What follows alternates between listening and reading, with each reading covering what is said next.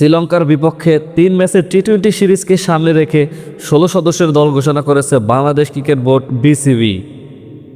16 সদস্যের স্কোয়াডে ফিরেছেন বেশ কয়েকজন ক্রিকেটার। ফেরাদের মধ্যে উল্লেখযোগ্য হচ্ছেন মোহাম্মদ সাইফুদ্দিন ও নাইম শেখ। তবে জায়গা হয়নি নাজমুল হোসেন শান্তর।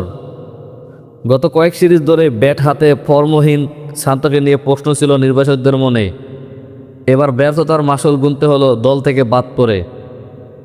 টানা 19 ইনিংস ধরে টি-20তে 50 দেখা না পাওয়ায় শান্ত ছাড়াও বাদ পড়েছেন সৌম্য সরকার, তানভীর ইসলাম, হাসান মাহমুদ, খালেদ আহমেদ ও নাহিদ রানা।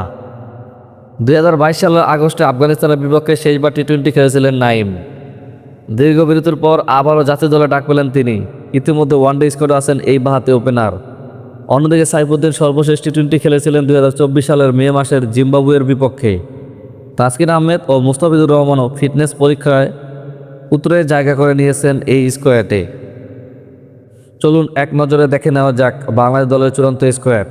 বাংলাদেশ টি-20 দলের চূড়ান্ত স্কোয়াড: লিটন কুমার দাস অধিনায়ক, তানজিদ হাসান, পারভেজ হোসেন, মোহাম্মদ নাইম শেখ, তাওহিদ হৃদয়, জাকের আলী অনিক, শামীম হোসেন, মেহেদি হাসান মিরাজ, রিশাদ হোসেন, শেখ মেহেদি হাসান, নাসুম আহমেদ, তাসকিন আহমেদ, মোস্তাফিজুর রহমান, শরীফুল ইসলাম, তানজিম হাসান, সাকিব, মোহাম্মদ সাইফুদ্দিন।